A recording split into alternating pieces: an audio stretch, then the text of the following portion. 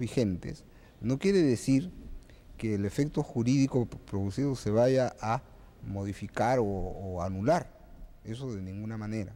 Y conviene aclarar también que nosotros no vamos a hacer desaparecer estas leyes.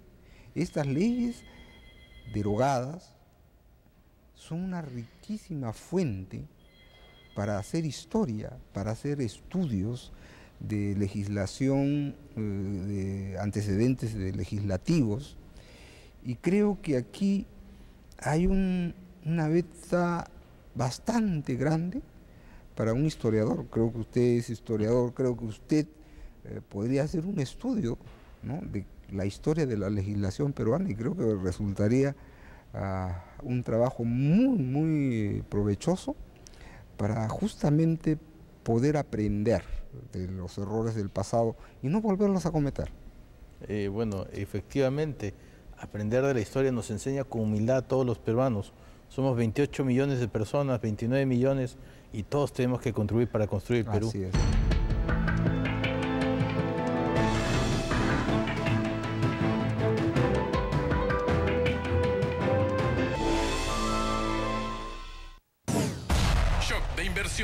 El Congreso apuesta por las inversiones, por las obras públicas y por la salud. Crédito suplementario de 412.700.000 soles, 230 millones para salud, 104 millones para las regiones y la Municipalidad de Lima, 70 millones para el bono familiar habitacional y los otros 8.7 millones para fortalecer la labor de la Contraloría General de la República. El Congreso con el pueblo. Que no te cuenten cuentos, léelos. El Congreso lanzó su campaña nacional Leer es Saber, con la donación de miles de libros del Fondo Editorial a bibliotecas públicas y municipales del país, y la promoción de la lectura en universidades durante los viajes de trabajo de representación de los parlamentarios a sus regiones. Leer es crecer. El Congreso responde al clamor de los pensionistas. Jubilación anticipada en el sistema privado de pensiones para los desempleados durante un año o más. Beneficio es para los varones de 55 años y mujeres de 50, con pensión igual o mayor a 550 nuevos soles. La vigencia de la ley será hasta el 31 de diciembre de 2012. El Congreso con el pueblo.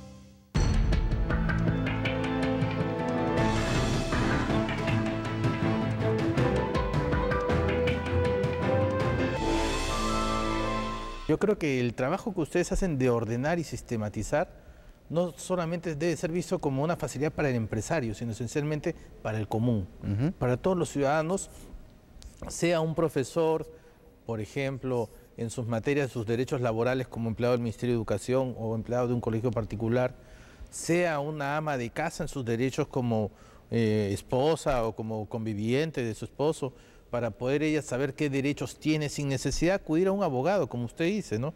Entonces, es de suponer que el trabajo de ustedes va a estar actualizando el archivo legislativo, por ejemplo. Pero por supuesto, ese es el otro tema, ¿no?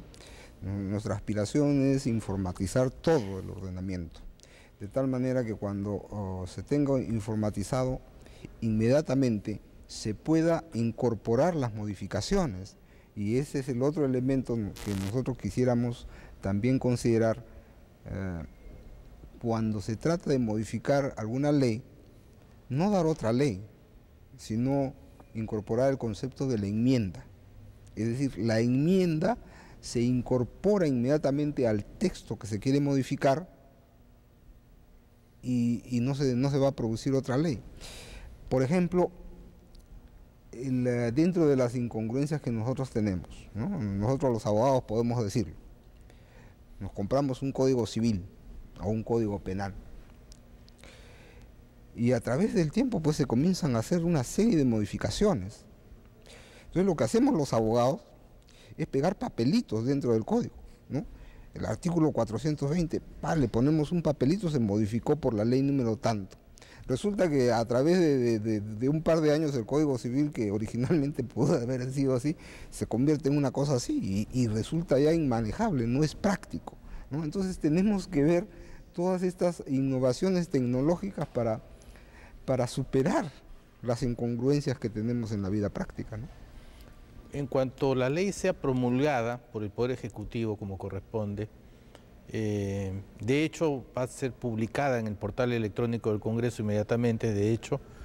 Entonces esto motivará que esas 2.809 leyes que están en el portal del Congreso van a figurar luego con una columnita que diga derogada o excluida del sistema jurídico por la ley tanto, para de forma tal que el común y corriente, que no soy abogado en mi caso, yo soy historiador, pero un ingeniero, un médico, un ama de casa, accede al internet, busque el número de la ley y le dirá si está o no está vigente. Algo así es la idea. Sí, eso es por un lado, y por el otro lado crear ya una ventana en que se enumeren todas las normas derogadas, todas las normas que no están vigentes, ¿no?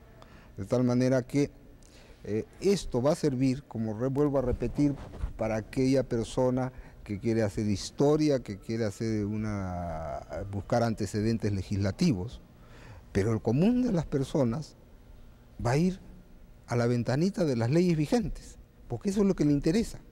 No le interesa la otra cosa que sí es para el investigador, para el científico, etcétera, etcétera, ¿no? Claro, es una ley pensada no en abogados, sino más bien les va a disminuir el trabajo a los abogados en este caso. Va a ser una ley que evite pleitos, evite conflictos, ¿no?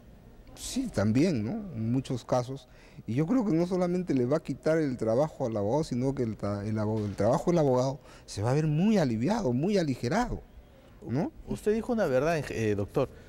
El costo de las leyes. Normalmente no se considera costos y normalmente las leyes sí tienen costo. Y a veces inclusive para el propio Estado tiene costo.